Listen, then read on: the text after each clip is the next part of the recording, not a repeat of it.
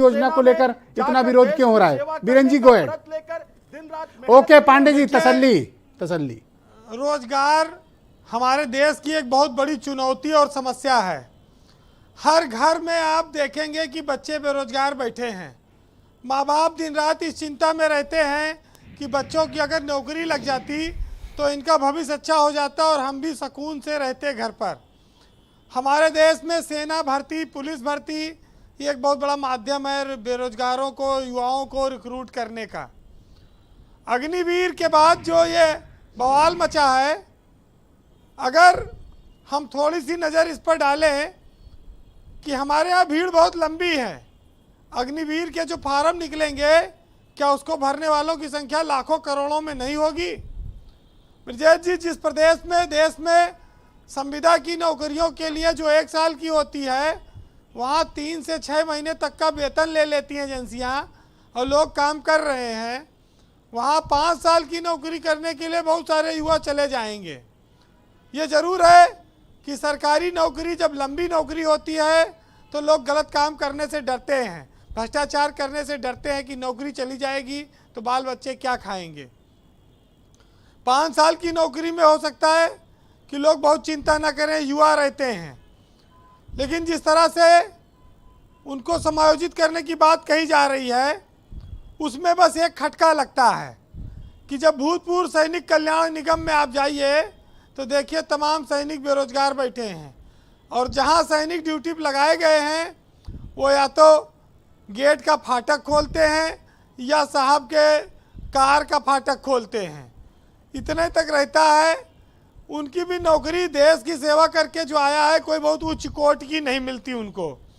तो ये जो सैनिकों के प्रति हम लोगों के मन में बड़ा सम्मान का भाव रहता है कि ट्रेन में उनको अलग कोच देते हैं, उनको देश की तमाम जगहों पर सम्मान मिलता है।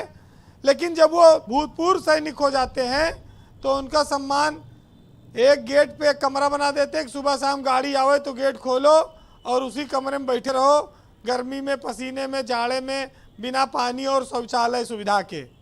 तमाम सारी चीज़ें इस पर है।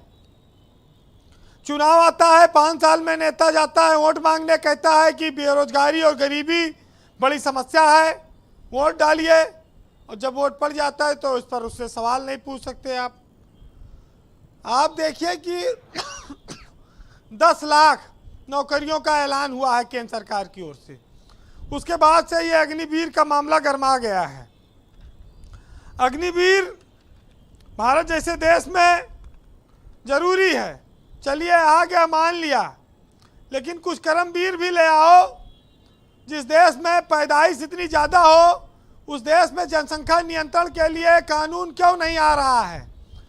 जिस देश में युवाओं की भरमार है, दिन ब दिन संसाधनों की कमी होती जा रही है, जनसंख्या 150 करोड़ के आसपास पहुंच रही है, क्या कितना अग्निवीर और अर्जुनवीर और क्रांतिवीर आ जाएंगे, वो कुछ कर नहीं पाएंगे जब तक इस देश में पैदाइश पर रोक नहीं लगेगी। कितनी सरकार नौकरी दे पाएगी? प्रदर्शन होगा, बसें जलेंगी, सरकारी संपत्तियां जलेंगी, टूटेंगी, हमारे आपके टैक्स के पैसों से बनी हैं इस देश के लोगों के, उन्हीं का नुकसान होगा, किसी अलग का नहीं होता है। लेकिन कुल मिलाकर यह है कि देश के संसाधन देश की जनता के लिए होने चाहिए। अटल जी ने कहा था कि हम अपने कीमती संसाधनों को युद्ध में बेवजह बर्बाद कर रहे हैं। अगर हमें युद्ध करना ही है तो हमें बेरोजगारी, गरीबी, बीमारी और पिछड़ेपन से करना होगा।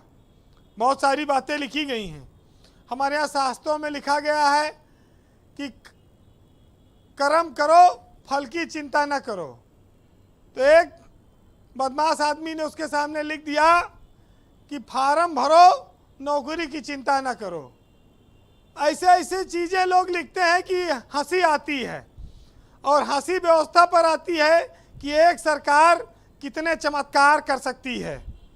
बहरहाल आज के ज़माने में तमाम युवाओं को ये सवाल शर्मिंदा कर देता है कि क्या करते हो जब कोई पूछ लेता है। कोई युवा चोरी नहीं करता, डकैती नहीं डालता, भ्रष्टाचार नहीं करता, अपने घर पे रहता है, उसके बावजूद भी अगर कोई उससे पूछ ले बेटा क्या करते हो, तो शर्मिंदा हो जाता है, वो सिर्फ इसलिए कि वो बेरोजगार है। जी वीरेंद्र जी कंक्लूड करें, आज थोड़ा वक्त का भी अभाव है। तो बस बेरोजगारी की बात थी, और ये कितने लोग क्या करेंगे ये तो देखना वक्त बताएगा। लेकिन एक माँ बाप अपने बच्चों को पढ़ाने के लिए पूरे जीवन की कमाई लगा देते हैं, जब उनको नौकरी नहीं मिलती तो माँ बाप के सारे सपने भी टूट जाते हैं। एक साहित्यकार ने लिखा है कि वाह रे सियासत तेरी क्या कहने, औलाद को पढ़ाने में माँ ने गिरवी रख दिए गहने। कहीं मजहबी अत्याचार तो कहीं महंगाई की मार, हाथों में डिग्री ले देश के युवा घूम रहे बेरोजगार। भर्तियां हर बरस निकाल कर तूने खूब राजस्व कमाया, फिर भर्तियों की बहाली के लिए युवाओं को अदालत में घुमाया। ये तो सच है कि सियासत पूरी तरह से गंदी हो चली है यारों, उनका भी कसूर नहीं है, ये आवाम ही अंधी हो चली है। बहुत शुक्रिया आपका वीरेंद्र जी, बहुत बहुत धन्यवाद। मैं सीधे अक्षय रावत